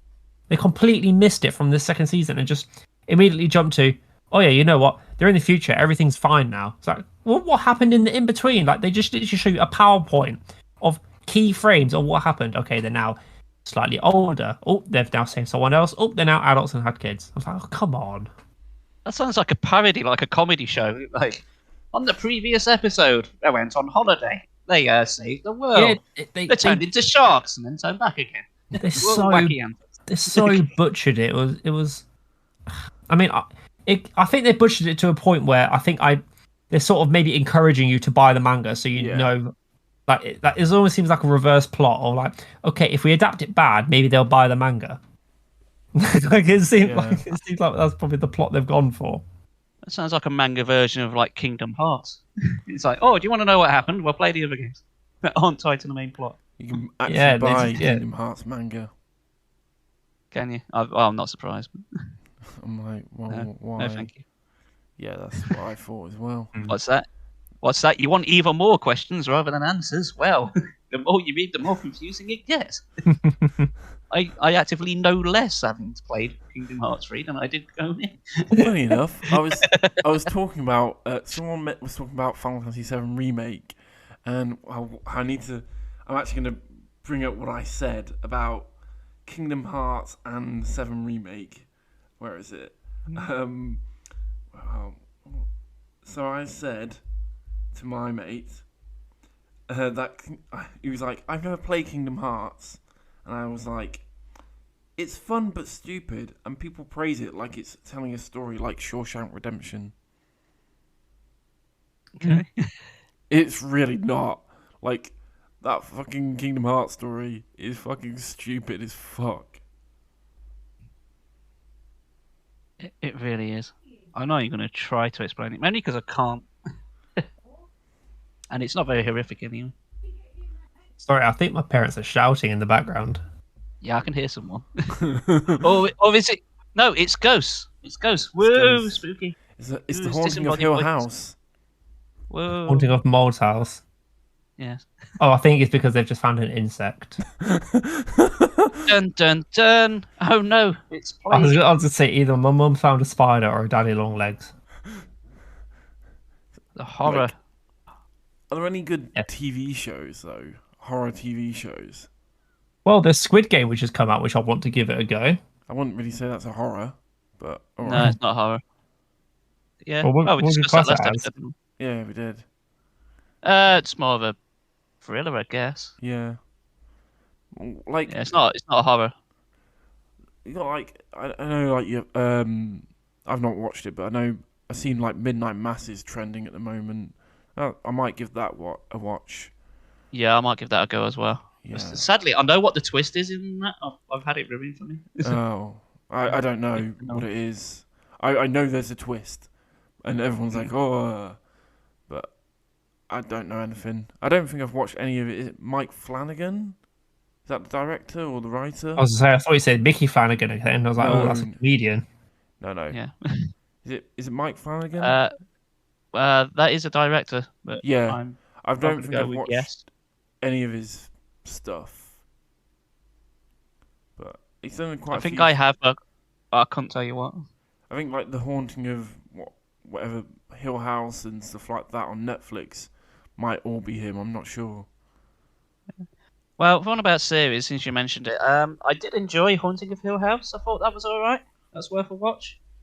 The Haunted of Bly Manor, not so much. Like the second season, which is like a totally different story. Didn't really care for that one much. I could see where it was going a mile off, and never really bought into it all that much. I thought it's meant to be more of a slow burn than the first series, but for me, it just didn't pay off. The first series though does have some genuinely good scares and chills and a much better story. So I'd say you watch the first series, Haunting of Hill House, if you haven't. If you want a good horror series, like Haunted House sort of story. Yeah, I know. Yeah, I remember you when it came out. I remember you saying you really liked it, the first season. Mm. Yeah, I was pleasantly surprised because generally my take on horror now is I don't scare easy and never have, apart from when I was a kid. But yeah, kids, and so I find like the stuff I wouldn't say scary anymore, but the only things that really got under my skin are like stuff from when I was a kid. So the things that scared me are like like we mentioned earlier, The Thing, the 80s version of The Blob, which is fantastic. The original Poltergeist, I really like that. That scared the shit out of me when I was a kid. Hmm. Especially so, there's a bit in Poltergeist where there's like a tree that attacks one of the children. And when I was a kid, I had a tree directly outside my window. I did not sleep for like a month. I swear, I was just staring at it the entire time. Like, don't move, do not move. But no. Um, but yeah, going back to my point, sorry. Yeah, I don't tend to scare easy. So normally when people say, "Oh, you should try this," it's scary. Generally, I'm just massively disappointed and let down. It's like I thought that was meant to be scary. That wasn't scary at all. That was crap. So, uh, but I tend to not enjoy horror as much as I used to. Like in my teens, I'd go out and seek it. But I think that was more for the thrill of like watching stuff that you weren't really allowed to, more than anything. But I think that the last sort of series I watched, a series of films with any enthusiasm, was like the Evil Dead films. I really love those. To the point I've got an ash tattooed down my leg. I love that series that much. But Yeah. again, not so much for the horror. Like the first Evil Dead is a full-on horror that is scary as fuck. The second one is more of a horror comedy. Like I put it more akin to like Shaun of the Dead type humor. And the third one is just a full-on family comedy. I remember watching that as a kid and it's like, this is fucking hilarious. I love this. It's got like really shit jokes in it, like, "Oh, I've got a bone to pick with you." Stuff like that. It's like, oh, this is brilliant. It's not even so bad it's good. It's just great. It's fantastic. Please watch the Evil Dead ones, and don't bother so much with the remake they did. Is it 2014? They did a reboot of it. I seen it at the cinema. Didn't really rate it. Yeah, I think loads of people liked it, but as I say, like a lot of the newer horror films that people like hold in high regard, I just don't rate. Like It Follows, I thought was pants. I thought it was really boring. I'd say one of the better ones I've watched is probably Hereditary, like mentioned on that Rotten Tomatoes list earlier. That was good. Didn't find it scary, but it did have a good few moments in it. It is a good film for what it's worth. I just didn't find it scary. Have you watched? Have you watched the film the director made after Hereditary, Midsummer? No. Yes, I have. Again, didn't find it scary, and really, I just thought it was. It could have been basically a soft sort of reboot of Wicker Man. It's got a lot of similar themes. Yeah. Yeah, it was fine. I didn't really rate it all that much, to be honest. Again, knew where the sort of ending was going, sort of at a guess. Yeah, I'm trying to think of good ones that I've seen more recently, and I'm starting to come up blank. A lot of stuff just disappoints me, and I can't get into it as such as some people do. Which, given my history of horror films and the amount I've watched, you'd think otherwise. Well, I've got a question to you both. This is going to be a very silly question, but again, it's still horror themed. What non-horror games, as in, I know we mentioned Ocarina of Time, but what games as a kid, for whatever reason, scared the shit out of you, or had something in there which just made you feel uneasy or just can't sleep? Well, that's sort of similar to what we said earlier. I don't know, really. I don't know I about an think... entire game. Okay. I actually Or maybe have... not even games, but also films, like kids' films, or something in a film which, as a kid, you watched, but just unsettled you. Well, I've got one that which is kind of funny actually. So it's a game on the PS1. Do you know Rugrats Search for Reptar? Oh, yes. Yep, no, that one. So when you do the golf, there's there's the pyramid stage. Do you know where I'm going with this? So if you go into the pyramid, there is a mummy that chases you. I'm sorry, but I'm just Googling this again because that freaked me out as a kid. Yeah, it's just the hair out the corner of it. It just looked like a clown.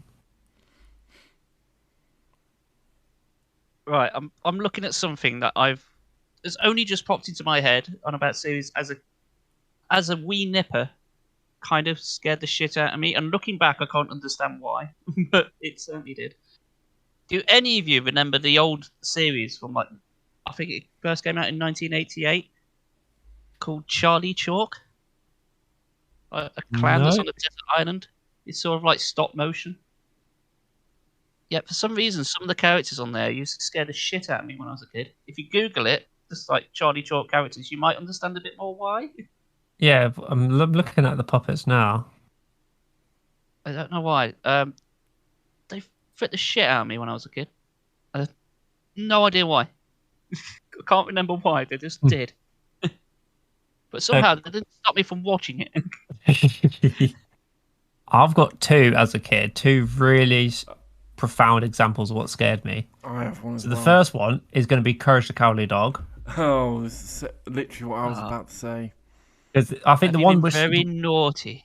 I'll say the one in Courage the Cowardly Dog which got me the most, I think, is the weremole. I think that's the one which freaked me the most. You know, when you say weremole out loud, it sounds fucking stupid, doesn't it? Yeah, but I think it was when Muriel appeared out the hole and just took Eustace. That's the bit in particular which got me. Is that jump scare there? So I think that of Courage the Cowardly Dog, I think that's the one that got me the most. Not the ones like Return the Slab or anything like that. I think it's that part in Courage. But the other thing, you guys might laugh at this. You know the Powerpuff Girls? Right. Go on. You know the episode where him has basically taken over the world and has basically caused the apocalypse? I know of the character, but I don't know the story. Yeah, so it's that whole episode just unsettled me. Where the whole world became apocalyptic in Powerpuff Girls. Like that unsettled me for a little bit of time. Well, him is the character who's basically Satan but wears a tutu and has claws for hands. Yeah. So it's when him became super powerful. so I'll say this though, it's not horror, but the Powerpuff Girl movie kicks ass. No, nothing else. So I've not seen it. Have you not seen the Powerpuff Girls movie? Nope. Get on it. Cinematic classic. For me, the two I can think of is obviously Courage the Cowardly Dog, where I never watched Courage. I remember I went to Center Parks once, and went into whatever restaurant we were in, went into the play area, and it had like a TV playing Nickelodeon or Cartoon Network. I don't know which. Would have been Cartoon Yeah. Network. And it was Courage the Cowardly Dog, and all I remember was he became a fucking helicopter, one of them became a tank, and something else, and I was like, I don't ever want to watch. That's the island where the fox basically transforms them, isn't it? And I was like, I never want to watch this program again, and I never did. That's like that episode freaked me out for fucking years. And then the other one, I literally had it. I had it on the top of my tongue. Oh shit! Any of the claymation parts of Courage the Cowardly Dog also freaked me the hell out. Fuck. Oh right. It was what's it? Billy and Mandy. Grim Adventures of Billy and Mandy. I love that show. So it's Never watched it. there's actually 2 episodes. Funny enough, there's one where Mandy wishes that everyone would just disappear, and then she's the last person alive on the fucking planet. That's really weird and freaky. And then the other one is where all of them are their bodies are turning back in time. So, like they're Billy and Mandy become babies, and I loved it when Billy was a kid. That was hilarious. And then Death is getting younger as well. Although he's fucking deaf, so yeah. The other 2 episodes that freaked me out.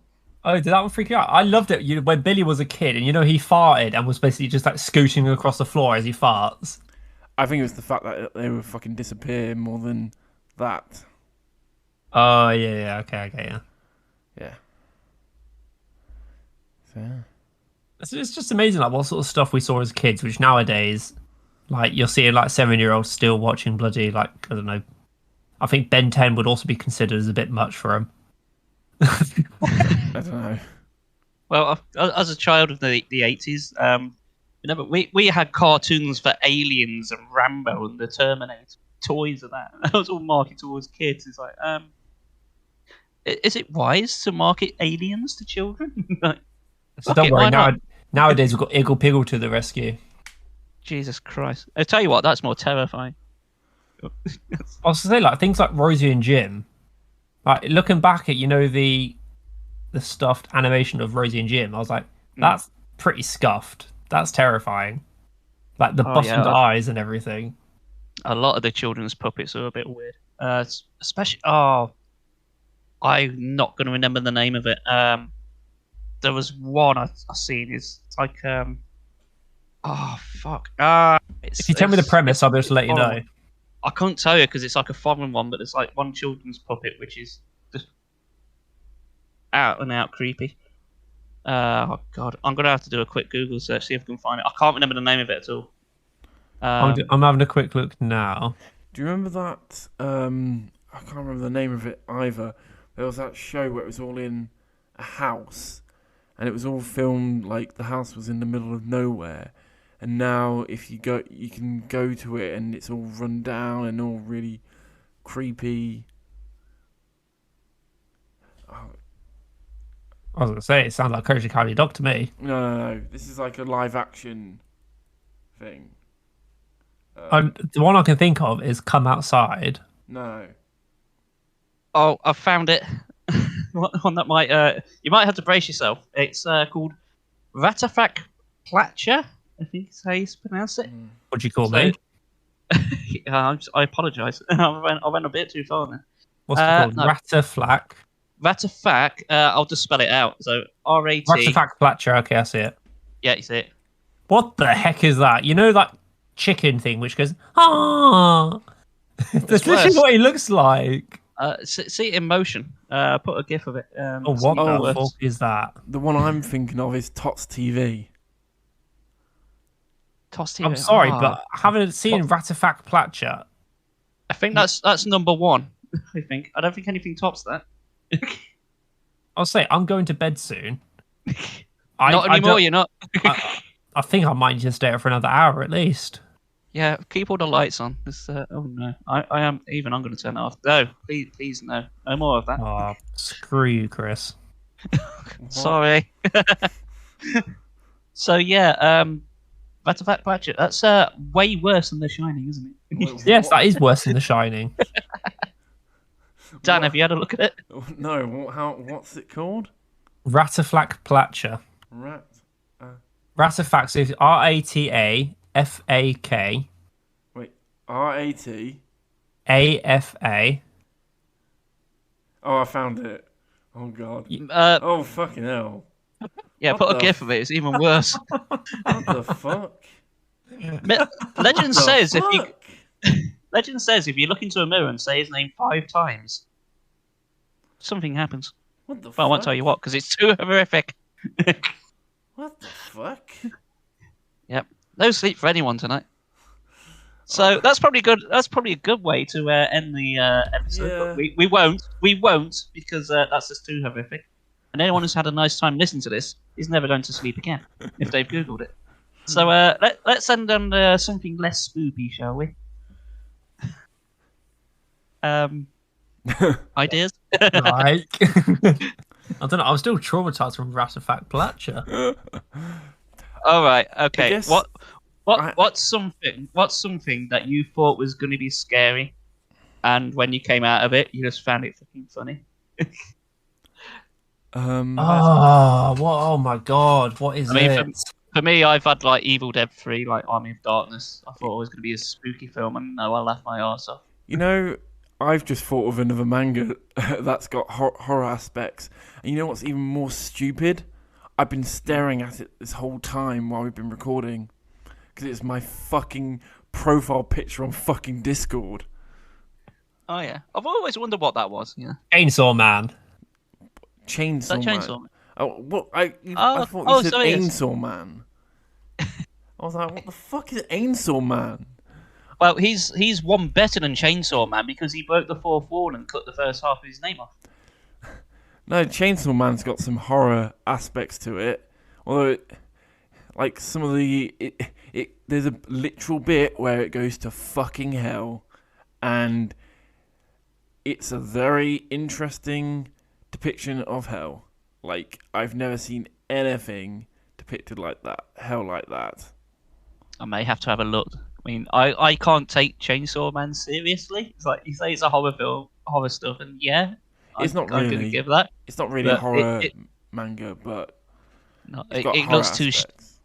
It looks too stupid to be taken as seriously as a horror.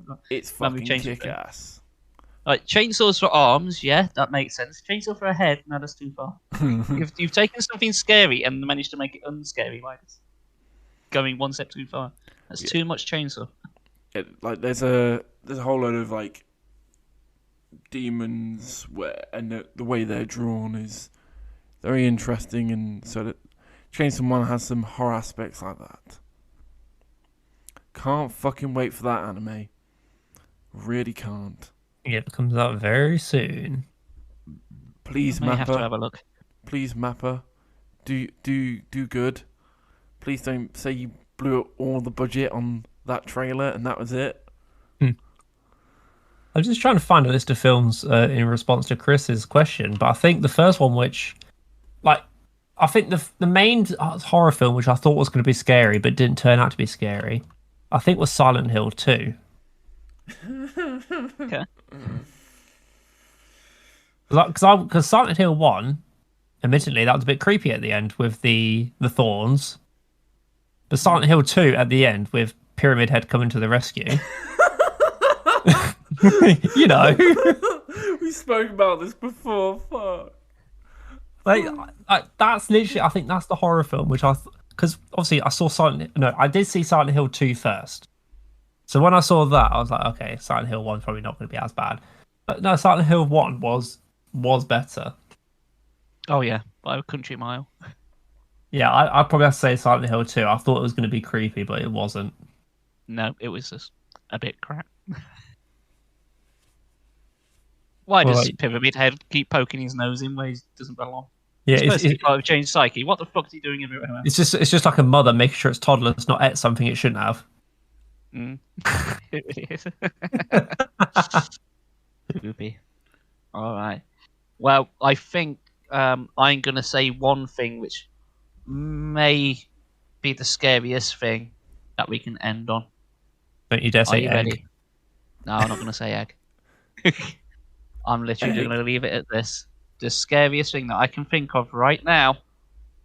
£50 for Switch Premium for 30-year-old games. Fuck off. I thought it was 35. 50 quid. Well, I think it's $50, but still, the point stands. Fuck off. I ain't Yep. paying that. That's stupid. Fucking emulator. No, yeah, I was convinced it was £35, which meant on top of the £17 a year you pay for the online, it's just an extra 18. But I think the thing that disappointed me the most was the fact that they're not releasing the 16. They're breaking it down in half.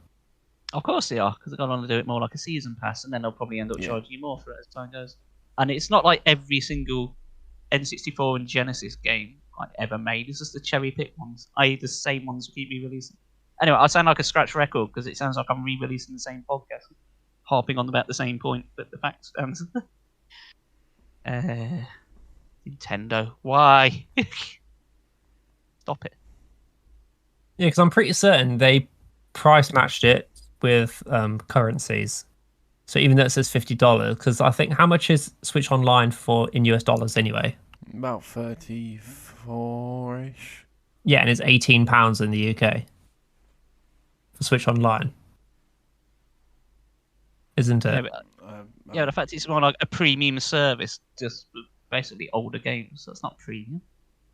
Yeah, I feel like I'm not going to get it this time round until they add on more. Because I mean, at the moment, from that first list of stuff which was announced, the only games which I'd be tempted to play would be Ocarina of Time and maybe some of the old Mario games. Which you can download now, straight away, in like literal minutes. Yeah. Or can you just put them on my consoles? Yep, same here. Oh dear. It's a shit show. On that I mean, point, well, actually, no, it would be because I wouldn't bother with Super Mario 64 because I've got All Stars. I'd probably get 64 for the probably play 64 for the nostalgia. Yoshi's Story because I want to actually complete the fucking game. And then obviously I do Ocarina of Time because I've only got. I mean, then again, I do have the GameCube version of Ocarina of Time. It's just trying to hunt down a GameCube controller to play it. you want to borrow mine? I can literally give it to you tomorrow. Mm-hmm. And don't forget, when this subscription stops, you no longer own the game or anything, and it can be taken off the service at any point if they so wish. And it's not going to be like playing the original because they can make mods and like any sort of bug fixes or whatever they wish to modify the game. So yeah, no, it's a hard pass. As if it wasn't obvious. Until they at least double or triple the roster of games, like which might take literal years. Yeah. By which point we're not going to be playing the Switch anymore.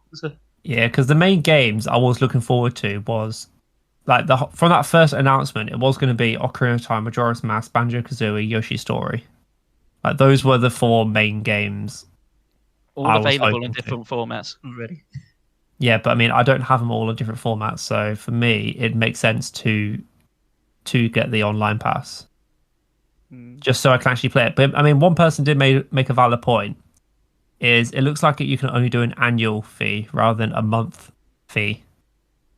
So let's say, for example, get it for a month, play the game to get your kick, and then just unsubscribe. Oh, I don't want you doing that. Sorry, but there's more money to be had. Yeah.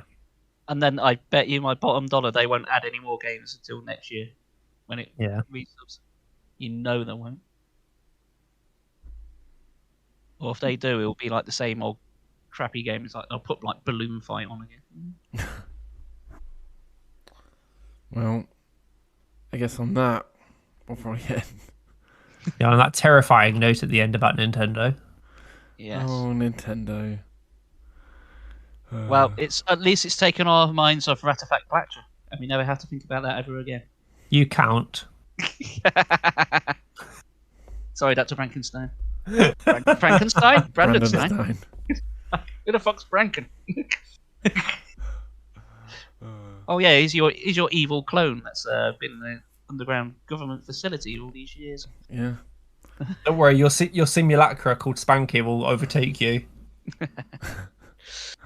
I wait the day. They can live my shitty life instead. Well, yeah, welcome him. Yeah, you're right. You can do my job then. Yeah. And I'm up on this deal. And I'll just, I don't know, be doing something in your dreams. I have no fucking idea. Please don't say that out loud. That is quite scary. You have no place in my dreams. That's my private personal space. But I'm Danny Kruger. Yeah. You're going to have a horrible time in my dreams. Oh, fuck. If it was anything like my dreams the past few weeks, then yeah, I'm going to have a bad time.